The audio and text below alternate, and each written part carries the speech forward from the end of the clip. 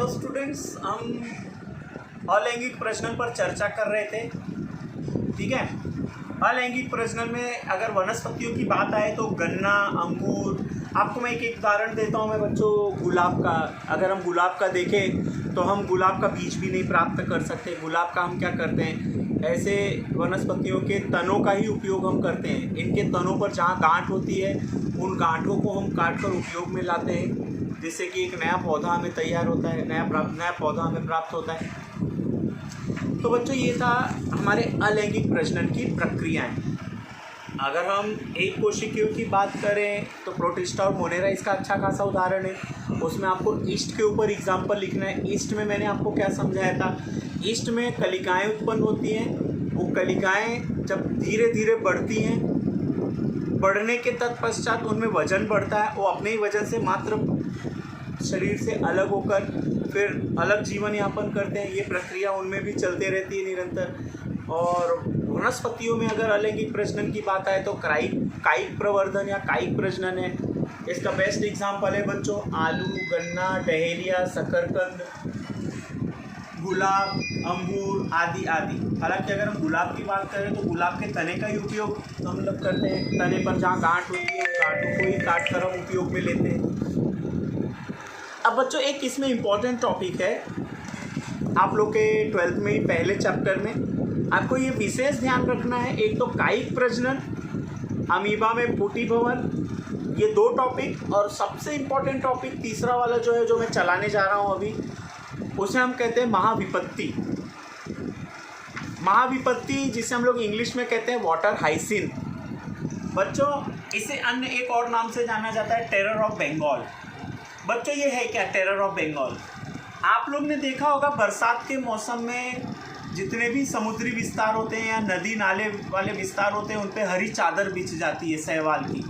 आप लोग ने देखा होगा खास करके हरी चादर बिछ जाती है। ये चादर जो होती है ये नील हरित शैवाल की होती है। ये नील हरित शैवाल एक विशिष्ट प्रकार की शैवाल होती है जिसे हम लोग बोलते हैं आइकोर्निया क्रैसिपी। फिर से ध्यान दीजिए, हम लोग अभी जो टॉपिक पढ़ रहे हैं बच्चों वो है महाविपत्ति, जिसे अन्य किस नाम से जाना जाता है, वाटर हाइसिंथ के नाम से जाना जाता है। इसे और एक अन्य नाम से जाना जाता है जिसका नाम है टेरर ऑफ बंगाल। बच्चों ये है क्या, ये सबसे पहले ये ऐसी शैवाल है जो पानी पर अपनी परत चढ़ाकर पानी के जितने भी उपयोगी चीज़ें हैं उनको खींच लेती है, शोषित कर लेती है, जिससे कि जलीय विस्तार जो होता है वो मरुस्थलीय विस्तार में परिवर्तित हो जाता है। अर्थात वहाँ पर मौजूद पानी धीरे धीरे सूखने लगते हैं और वो जलीय विस्तार मरुस्थलीय विस्तार में परिवर्तित हो जाता है, जिससे कि जलीय जीवन जो होता है वो नष्ट हो जाता है। अर्थात जल में रहने वाले जीव, जल में रहने वाली वनस्पतियाँ जो होती हैं वो नष्ट हो जाती हैं। ये सबसे पहले बंगाल की खाड़ियों में पाया गया था। इसमें मौजूद शैवाल को आइकोर्निया क्रैसिपी के नाम से जानते हैं। इसका एक छोटा सा VSQ भी बन जाता है बच्चों। VSQ कैसा है, वाटर हाइसिंथ अर्थात महाविपत्ति अर्थात टेरर ऑफ बंगाल में मौजूद शैवाल का नाम क्या है? तो आपका आंसर क्या होना चाहिए बच्चों, आइकोर्निया क्रैसिपी। क्या होना चाहिए, आइकोर्निया क्रैसिपी। बच्चों ये अगर हम देखें तो आइकोर्निया क्रैसिपी क्या है, ये ज़्यादा करके ठहरे हुए जल में पाई जाती है। ये पानी में मौजूद आवश्यक पोषक तत्वों को सोख लेती है, जिससे कि पानी सूख जाता है और जलीय विस्तार मरुस्थलीय विस्तार में परिवर्तित हो जाता है। तो बच्चों ये 3 टॉपिक थे हमारे अलैंगिक प्रजनन के ऊपर। सबसे पहला टॉपिक किस पे था, अमीबा में मौजूद पुटी भवन। दूसरा टॉपिक था हमारा कायिक प्रजनन वनस्पतियों में। और तीसरा था हमारा महाविपत्ति अर्थात वाटर हाइसिंथ अर्थात टेरर ऑफ बंगाल। तो बच्चों ये था हमारा अलैंगिक प्रजनन के ऊपर चर्चा। अलैंगिक प्रजनन जिसमें एक ही जीव सहभागी होता है, कोशिका विभाजन करता है, अपने जैसे नए जीव उत्पन्न करता है। इनसे उत्पन्न जीवों को क्लोन कहते हैं। क्लोन अर्थात हूबहू इनकी नकल कहलाती है। तो ये था बच्चों हमारा अलैंगिक प्रजनन के ऊपर टॉपिक। अब बच्चों अगला जो मेन टॉपिक है, मेन टॉपिक हेडिंग आपको डालना है लैंगिक प्रजनन। हालांकि इसका नोट्स मैं आपको प्रोवाइड कर दूंगा, आप लोगों को मैं अपने लिंक में मैं आपको दे दूंगा, आप नोट्स डाउनलोड कर सकते हैं मेरे यूट्यूब चैनल से। बच्चों अब हम लैंगिक प्रजनन के ऊपर बात करते हैं। लैंगिक प्रजनन क्या है? ऐसा प्रजनन या प्रजनन की ऐसी प्रक्रिया जिसमें दो जीव सहभागी होते हैं। एक होता है नर और दूसरा होता है मादा, जिसे हम लोग मेल और फीमेल भी कहते हैं। बच्चों गर्मी बहुत ज़्यादा है, आप लोग ध्यान रखिए अपने अपने तबीयत का। हम चर्चा कर रहे थे लैंगिक प्रजनन के ऊपर। लैंगिक प्रजनन जिसमें दो जीव सहभागी होते हैं, नर और मादा। बच्चों अगर हम नर में देखें तो शुक्र कोशिका पाई जाती है अर्थात चल बीजाणु। मादा में अंड कोशिका पाई जाती है जिसे हम लोग बोलते हैं अचल बीजाणु, जैसे कि मैंने आपको पिछले वाले टॉपिक में समझाया था। बच्चों चल बीजाणु जो एक जगह से दूसरे जगह जा सके, हलन चलन हो जिसमें, और अचल बीजाणु जिसमें कोई भी प्रकार की चलन की प्रक्रिया ना हो, इसलिए बीज जो होता है वो एक ही जगह पर, अंडे जो होते हैं वो एक ही जगह पर स्थिर रहते हैं। बच्चों लैंगिक प्रजनन अगर हम देखें तो जिसमें दो अलग अलग भिन्न लिंग वाले जीव सहभागी होते हैं, नर और मादा, जैसे कि मैंने समझा दिया। बच्चों लैंगिक प्रजनन की प्रक्रिया जो होती है वो काफ़ी जटिल होती है। जटिल मतलब काफ़ी हार्ड होती है और काफ़ी धीमी होती है। लैंगिक प्रजनन की प्रक्रिया, लैंगिक प्रजनन की प्रक्रिया धीमी होने के साथ साथ ये जरूरी नहीं है कि सभी जीव अपना अस्तित्व टिकाए रह सकें। जैसे लैंगिक प्रजनन की प्रक्रिया के दौरान अगर मैं आपको सिखाऊं या समझाऊं मैं आप लोगों को, तो लैंगिक प्रजनन की प्रक्रिया ये ज़्यादा करके वयस्क किशोरों में पाई जाती है। बच्चे जो होते हैं वो प्रजनन कर नहीं पाते या प्रजनन दर्शा नहीं पाते। इन एक निश्चित जीवन काल के दरमियान ही लैंगिक प्रजनन को हम दर्शा सकते हैं। जैसे लैंगिक प्रजनन को और कर सकते हैं किशोर, ऐसे किशोर जिनकी उम्र 17 से 18 साल हो, ऐसे किशोर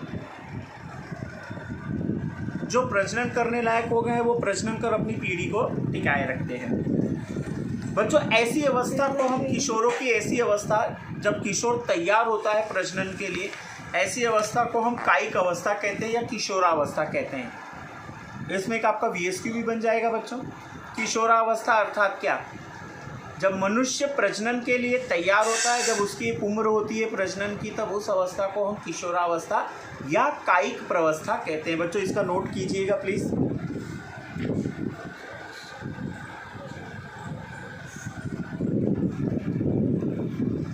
बच्चों प्रजनन अगर हम लैंगिक प्रजनन देखें मनुष्यों में तो सबकी एक समय सीमा निर्धारित की गई है। एक निश्चित उम्र तक ही प्रजनन किया जा सकता है, उसके बाद प्रजनन की प्रक्रिया नहीं होती। अब बच्चों अगर हम देखें तो लैंगिक प्रजनन की जो प्रक्रिया होती है वो जटिल और काफ़ी धीमी मानी गई है। धीमी इसलिए मानी गई है क्योंकि कोशिका का विभाजन जैसे मैंने बताया था 24 घंटे लगते हैं अर्थात एक दिन। बच्चों ये इसलिए प्रक्रिया धीमी है क्योंकि एक बार कोशिका विभाजन से जनेयु का निर्माण होता है, जनेयु से फिर युग्मनज का निर्माण होता है, युग्मनज से भ्रूण बनता है और भ्रूण से नया शरीर या नया जीव उत्पन्न होता है। ये सारी प्रक्रिया कोशिका विभाजन से होकर गुजरती है। अगर हम एक कोशिकीयों में देखें तो एक कोशिकीयों में जनेयु और युग्मनज का निर्माण नहीं होता, जबकि उनसे सीधे नए जीव उत्पन्न होते हैं। जबकि हम बहुकोशिकीयों में लैंगिक प्रजनन की बात करें तो काफ़ी जटिल और धीमी इसलिए मानी गई है। कोशिका विभाजन से जनेयु का निर्माण होता है, जनेयु से युग्मनज का निर्माण होता है, युग्मनज से भ्रूण बनता है और भ्रूण से एक नया जीव उत्पन्न होता है। जैसे कि हमने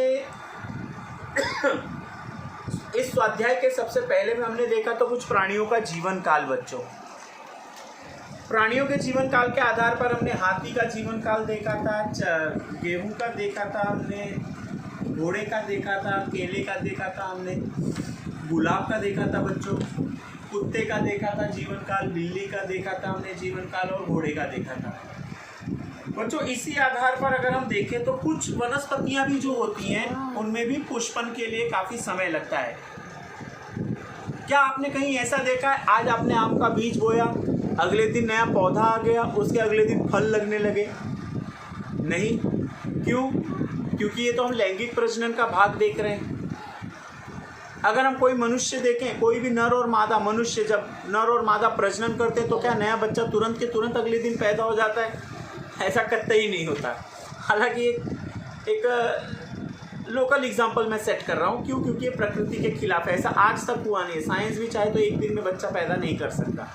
ये एक पूरी प्रक्रिया है कोशिका विभाजन की।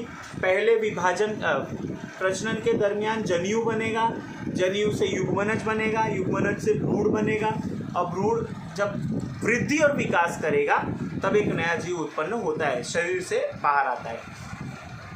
तो इसी आधार पर अगर हम कुछ वनस्पतियों में भी देखें तो कुछ वनस्पतियां हैं जैसे गेहूँ, धान, नारियल हो गया, गेंदे का फूल हो गया, आम आदि के पेड़ों में पुष्प लगने में काफ़ी समय लगता है बच्चों। क्यों? ये पूरी प्रक्रिया प्रजनन काल के दरमियान शुरू से लेकर अंत तक की प्रक्रिया में कोशिका विभाजन के द्वारा होती है। अब बच्चों अगर हम देखें यहाँ पर, तो क्या आपने देखा है, कभी भी नोटिस किया है इस चीज़ को गौर से, कि हम किसी भी मौसम में हम आम को प्राप्त करते हैं, महीनों के अनुसार ही पुष्पन होता है। जैसे कुछ वनस्पतियाँ होती हैं 12 महीने उत्पन्न होते रहती हैं, 12 महीने उनमें पुष्प आते रहते हैं, 12 महीने उनमें फल लगते रहते हैं। तो कुछ वनस्पतियाँ ऐसी होती हैं जिनमें निश्चित अवधि के दरमियान ही पुष्प भी होता है और फल भी होता है। उदाहरण के तौर पर आम। अगर हम गर्मी के मौसम में देखें तो गर्मी के मौसम में हमें आम प्राप्त होता है। बच्चों आम, मैं एक फल की बात कर रहा हूँ, फल जिसमें बीज होता है। क्या आम हमें डायरेक्ट प्राप्त होता है, प्रत्यक्ष प्राप्त होता है? नहीं। आप कभी भी गौर कीजिएगा, आम का पौधा ये बहुकोशिकीय जीव है। इनमें जब प्रजनन की प्रक्रिया होती है तो सबसे पहले पुष्पन होता है। पुष्पन अर्थात क्या? पुष्प उत्पन्न होते हैं। पुष्प उत्पन्न की प्रक्रिया जैसे ही खत्म होती है तब उनमें नए नए फल लगते हैं। अर्थात प्रजनन काल के दौरान जब पुष्प लगते हैं, पुष्प झड़ जाते हैं, तब उन झड़े हुए पुष्पों की जगह पर नए नए फल लग जाते हैं। तो ये एक प्रक्रिया है जो निरंतर चलते रहती है मौसम के अनुसार।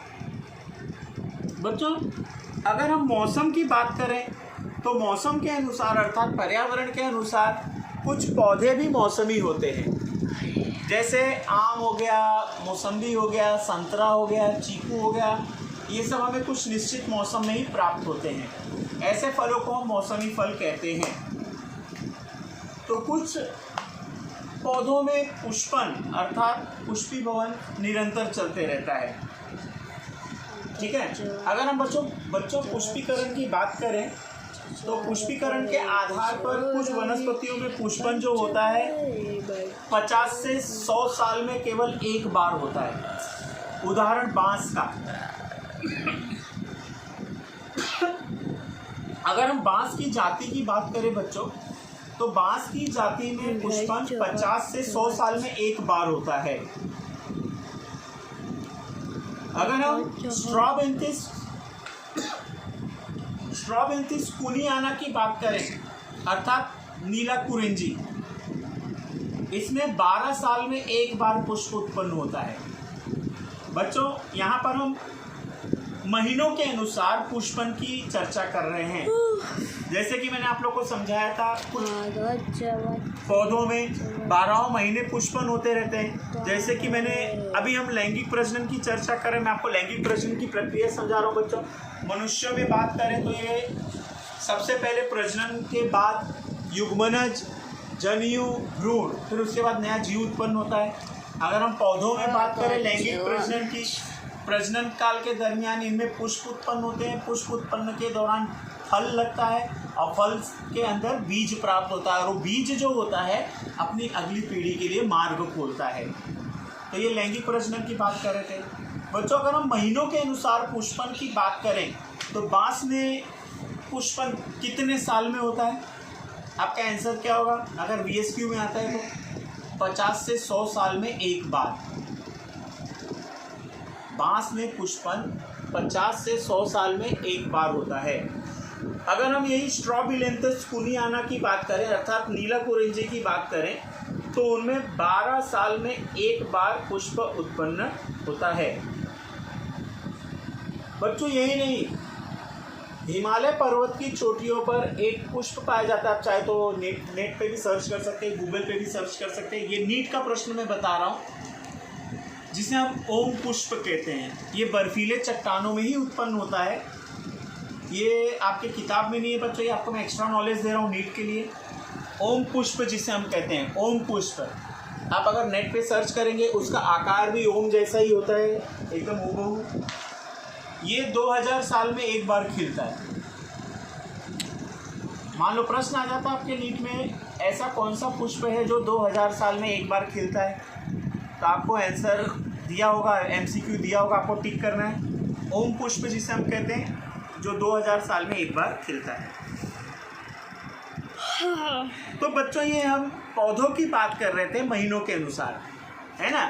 कौन कौन से पौधे देखे हमने? एक तो बांस का देखा, दूसरा स्ट्रॉबिलेंथिस कुनियाना देखा, नीला कुरिंजी जिसे हम लोग कहते हैं। अब बच्चों अगर हम यही प्राणियों की बात करें तो बच्चों प्राणियों में कुछ प्राणी ऐसे होते हैं जो जीवन भर अंडे देते रहते हैं। जीवन भर, जब तक वो प्रजनन करेंगे तब तक हर दिन अंडे देते रहते हैं। जैसे मुर्गियों की कुछ प्रजातियां हैं जो रोज अंडे देती हैं, तो उन्हीं मुर्गियों की कुछ प्रजातियां हैं जो 20 दिन में 25 दिन में एक बार अंडे देती हैं। तो उन्हीं प्राणियों में अगर हम बात करें बच्चों, हालांकि हम लैंगिक प्रजनन की बात कर रहे हैं, अंडे कौन देगा? लैंगिक प्रजनन करने वाला। बच्चों इसमें एक एक्स्ट्रा नॉलेज मैं ऐड करना चाहूँगा और ध्यान दीजिएगा, काफ़ी इंटरेस्टिंग चीज़ मैं बता रहा हूँ बुक से हटकर। बच्चों प्रजनन के आधार पर प्राणियों को दो भागों में बांटा गया है। प्रजनन के आधार पर प्राणियों को दो भागों में बांटा गया है। एक होता है अंडप्रसवी और एक होता है अपत्य प्रसवी। वापस एक बार, प्रजनन के आधार पर प्राणियों को दो भागों में बांटा गया है। एक होता है अंडप्रसवी और दूसरा होता है अपत्य प्रसवी। समझना एकदम आसान है बच्चों, ध्यान से समझिएगा। दोनों की मैं परिभाषा व्यक्त कर रहा हूं। अंडप्रसवी अर्थात ऐसे प्राणी जो अंडे देते हैं, ऐसे प्राणियों को हम अंडप्रसवी कहते हैं। अपत्य प्रसवी अर्थात ऐसे प्राणी जो सीधे बच्चे पैदा करते हैं, ऐसे प्राणी जो सीधे बच्चे पैदा करते हैं, ऐसे प्राणियों को हम अपत्य प्रसवी कहते हैं।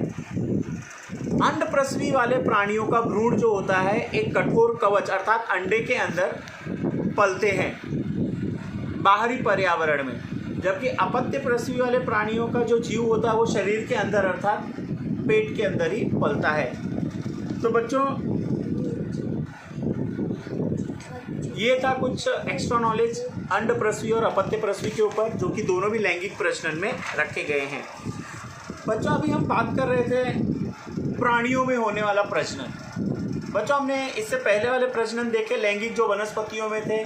कुछ ऐसी वनस्पतियां जो हर महीने खिलती हैं, तो कुछ ऐसी वनस्पतियां हैं जो कुछ महीनों में अर्थात कुछ मौसमी वनस्पतियां होती हैं जो उसी विशिष्ट मौसम में खिलती हैं।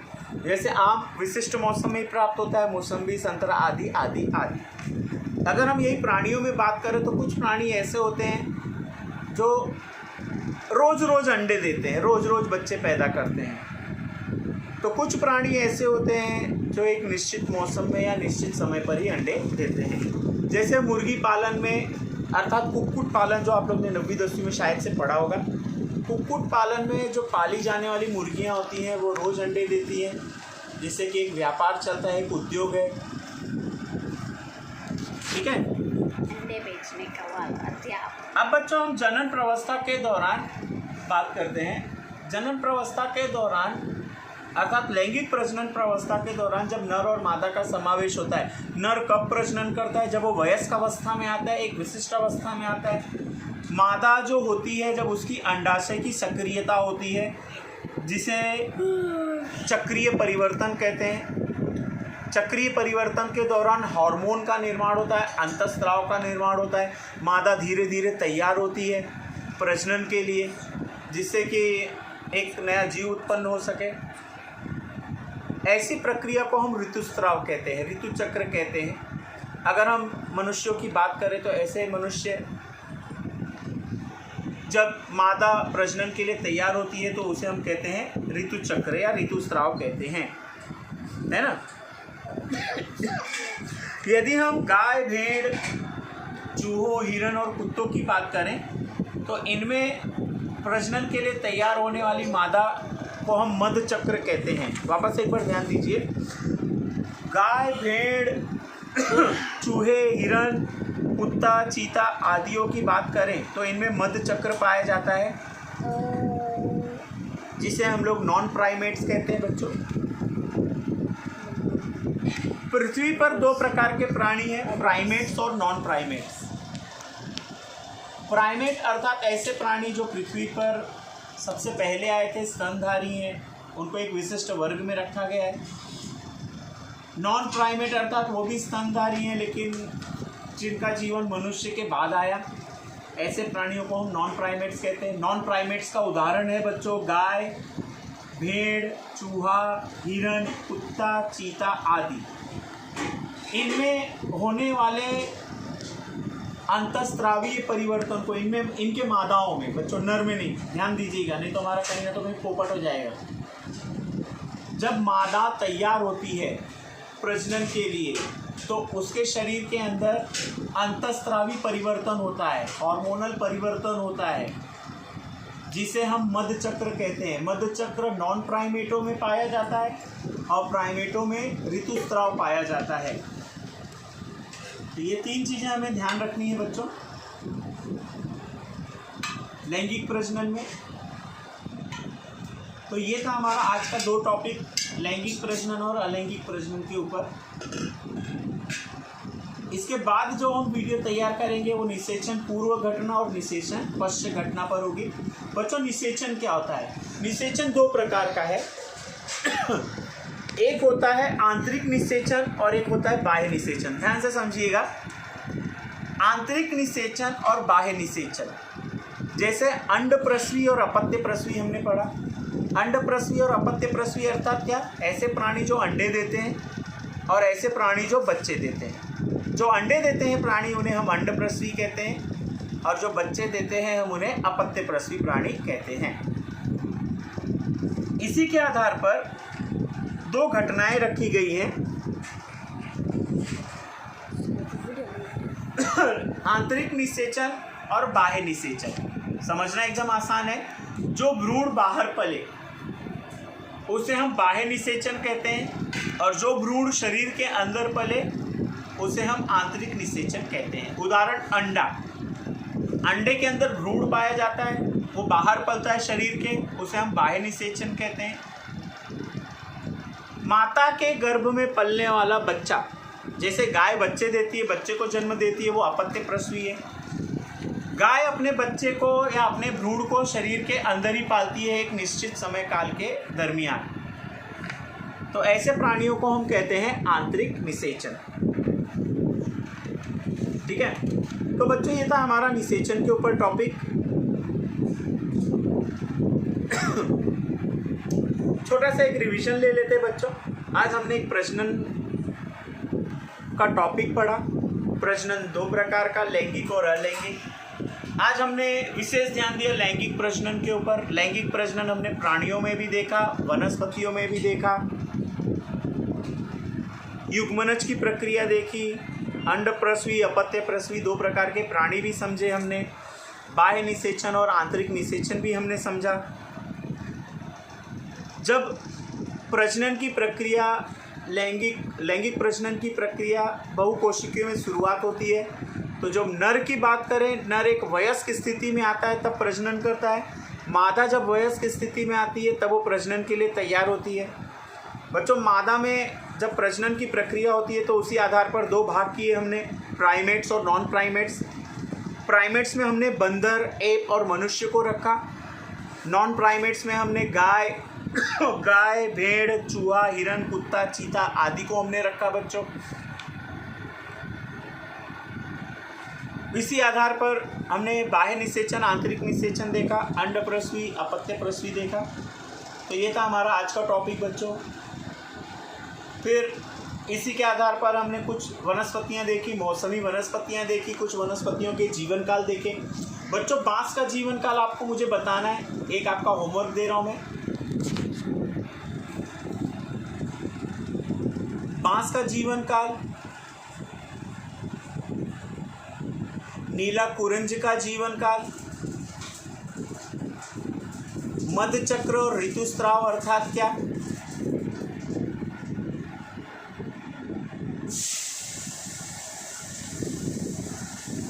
मध्य चक्र और ऋतुस्राव अर्थात क्या, साथ ही साथ कायिक वनस्पतियों में कायिक प्रजनन अर्थात क्या,